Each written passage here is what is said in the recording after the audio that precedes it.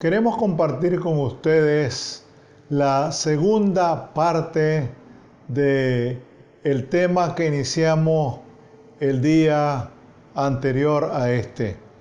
Y tiene que ver con la palabra de Dios, palabra de vida eterna. Una cosa es poseer la Biblia, otra es leerla y otra es escudriñarla. Y conocemos a un buen número de personas que dicen: yo leo la Biblia muchas veces. Algunos presumidos se atreven a decir: yo conozco la Biblia de memoria. Eso es falso de toda falsedad. Pero aquí cabe una pregunta: ¿qué tipo de lectura hacemos nosotros de la Biblia? ¿Será de una manera mecánica o interpretativa? Y esto es sumamente importante porque hay personas que suelen leer mecánicamente de una manera asombrosa, que aquello lo hacen con muchísimo cuidado, con mucha elegancia, con mucho estilo. Pero solamente eso. Falta la otra parte. Y aquí cabe la pregunta que le hizo Felipe al etíope: pero ¿entiendes lo que lees? ¿De qué sirve que leamos con mucha frecuencia la Biblia si nuestra conducta, nuestro comportamiento no cambia? Si somos incapaces de perdonar, si no queremos soportar a aquellas personas que no piensan como nosotros, si seguimos alentando el odio, la guerra, si seguimos sembrando el rencor, la inquina y la venganza entre nosotros, ¿de qué sirve leer la Biblia? Todo eso refleja efectivamente que aunque nosotros poseamos la Biblia o aunque tengamos una colección de Biblias, si no hay un cambio personal, nada ha pasado. Recordemos que hay aprendizaje cuando hay cambio de conducta. Si seguimos haciendo lo mismo que hacíamos antes de leer la Biblia y ahora que la leemos, ¿qué ha pasado? ¿Qué ha sucedido? ¿Qué significa escudriñar las Escrituras? Significa escrutar, rebuscar, examinar detenidamente, indagar e inquirir minuciosamente en la santa palabra de Dios. En la Biblia encontramos ejemplos de investigadores consagrados como los profetas del Antiguo Testamento, que lo dice muy bien San Pedro en una de sus epístolas, y el médico amado e historiador San Lucas, eso es en el Nuevo Testamento, quienes con sumo interés y profunda dedicación realizaron una exhaustiva tarea investigativa para que nosotros ahora disfrutemos de esa preciosa palabra, que la palabra que nos da vida y vida en abundancia. La otra parte también que es no tan agradable es que desafortunadamente nos encontramos con un alto porcentaje de cristianos de marbete y de membrete que, poseyendo la Biblia, no la leen Y la situación se torna aún más dramática cuando conversamos con muchos cristianos que leyendo la Biblia no la escudriñan, pues sacan los textos de su contexto para hacer interpretaciones antojadizas y no quieren darse cuenta que el texto fuera de contexto es solamente un pretexto.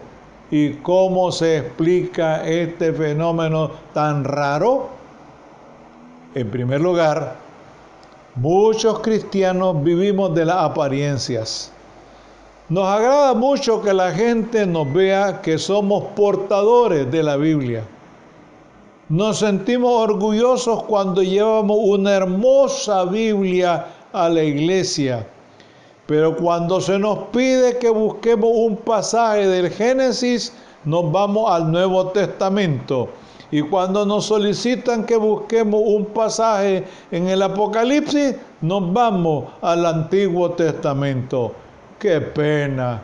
¡Qué tristeza! En segundo lugar, muchos cristianos leemos la Biblia, pero decimos y hacemos cosas que no aparecen en la Biblia. Por ejemplo, algunos hermanos por ahí dicen, cuando San Pablo cayó del caballo, ¿cuál caballo? En todas las Biblias que yo he leído hasta hoy, yo no me he encontrado con tal caballo. Tal vez algún abigeo o un cuatrero se lo llevó y lo dejó a pie a San Pablo. Entonces, ¿qué pasa, amados hermanos, hermanas, amigos?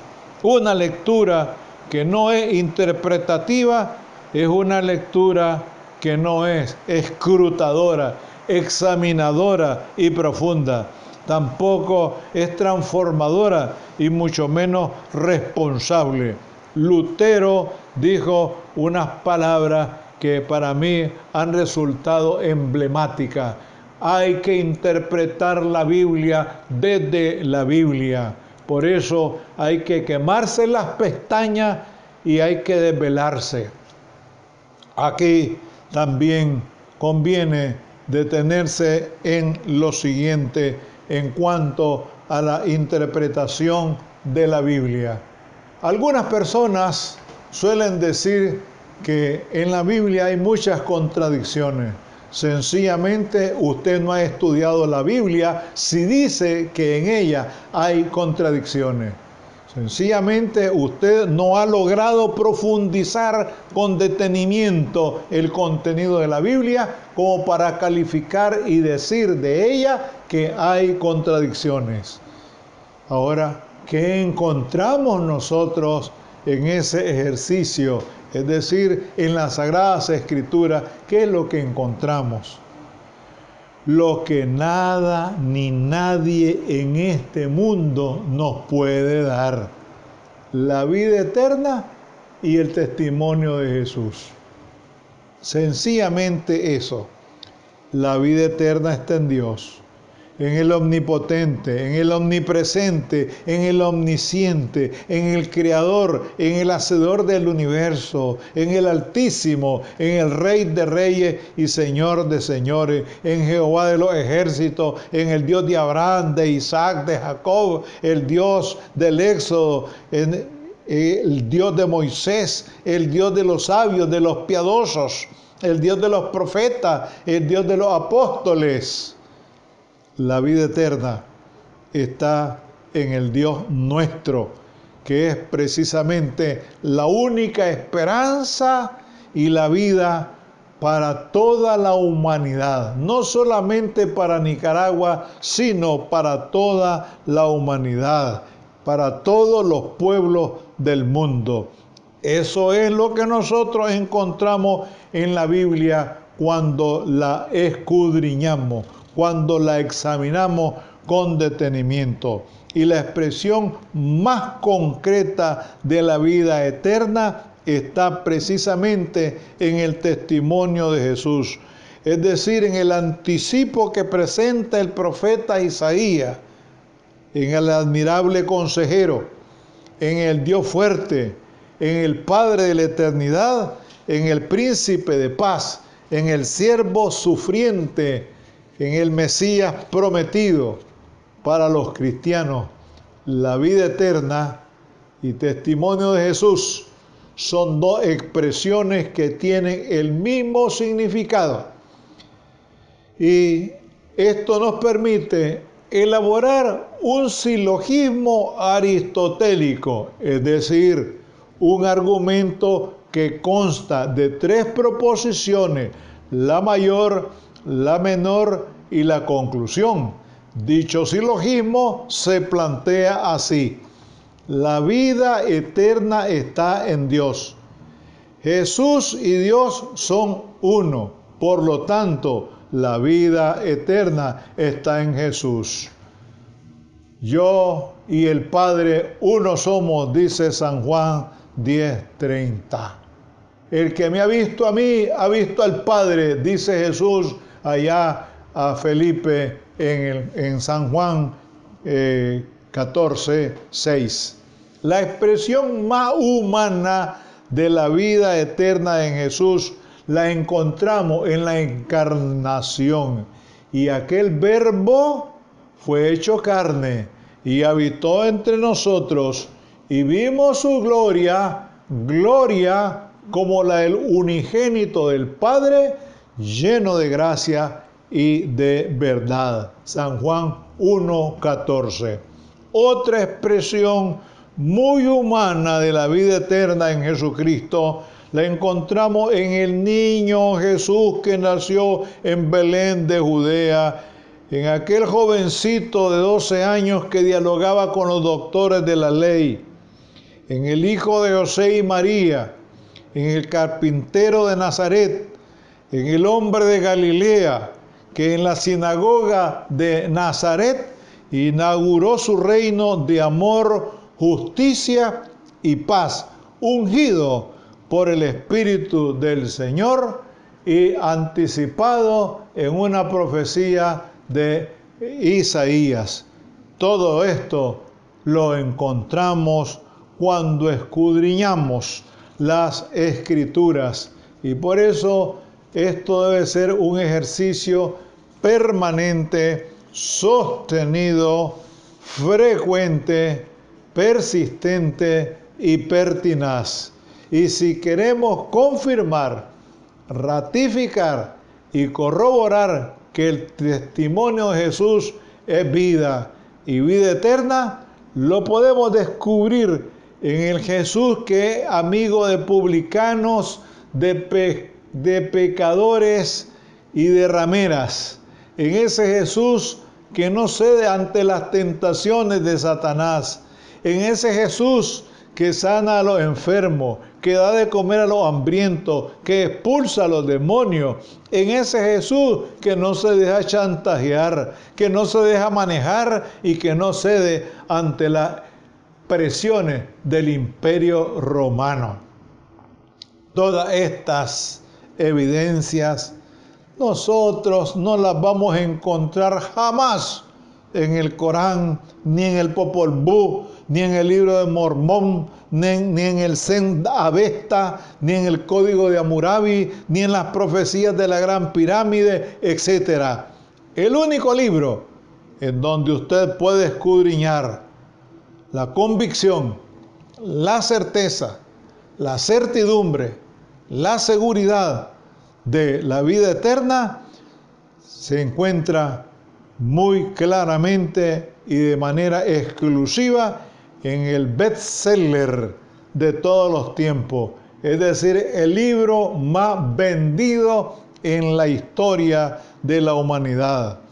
La Sagrada Biblia es el libro más vendido en todo el mundo, el libro que nunca se envejece en los estantes de las librerías, sobre todo por el contenido, no tanto por lo físico, porque esto que yo tengo aquí es papel, tinta, las pastas y demás, las letras, en fin, eso es físicamente, pero el contenido ya es otra cosa. Así es que no confundamos la Biblia como libro con el contenido del mismo. Seamos muy cuidadosos en ese sentido. Entonces, si todos estos elementos y argumentos contundentes que encontramos en las Sagradas Escrituras para algunas personas resultan insuficientes aún para obtener la vida eterna a través del testimonio del Cordero de Dios que quita el pecado del mundo, le invitamos que en una actitud de arrepentimiento y reverencia dirijan su mirada al Calvario, en donde podrán ver a través de las páginas de la Biblia a aquel Jesús que se desespera, que desde la cruz se desespera por usted y por mí. Gracias a Dios por su santa palabra. Señor, nuevamente expresamos nuestra gratitud profunda por tener tu santa palabra en el idioma vernáculo, en nuestro propio idioma, y por todas aquellas grandes jornadas de traducción que se siguen haciendo día a día en distintas partes del mundo. Señor, ayúdanos para leer, escudriñar, profundizar. Además de eso, vivir, practicar y proclamar tu palabra. Úsanos, Señor, para ese fin. Nos expresamos con profunda gratitud en nuestros corazones en el precioso y sagrado nombre de nuestro Señor y Salvador Jesucristo. Amén.